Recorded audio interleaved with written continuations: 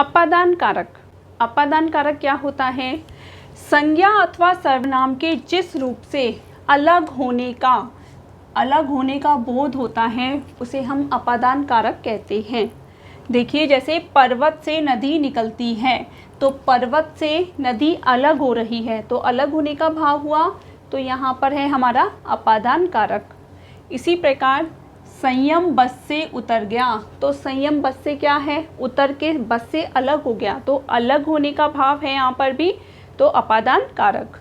इसी प्रकार पेड़ से पत्ते गिरते हैं, पेड़ से पत्ते गिरेंगे तो वो पेड़ से अलग हो गए, तो अलग होने का भाव अपादान कारक।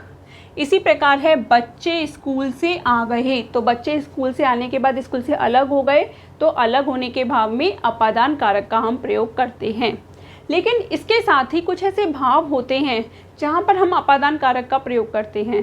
तो ये भाव कौन से हैं? ये भाव हैं जैसे हम किसी से तुलना करते हैं, या किसी से डरने की अवस्था होती है, लजाने की बात होती है, सीखने की बात होती है, घृणा की बात होती है। तो ऐसे भावों का बोध भी हमें अपादान कारक के द्वारा होता है। जैसे मेरी बहन मुझसे लंबी है, तो मेरी बहन मुझसे लंबी है, तो यहाँ पर हमने क्या किया है? तुलना की है। तो तुलना में हम कौन सा कारक है? यहाँ पर भी हमारा अपादान कारक। मेरा बेटा छिपकली से डरता है, तो छिपकली से डरने का भाव हुआ, तो यहाँ पर भी कौन सा कारक हुआ? अपादान कारक।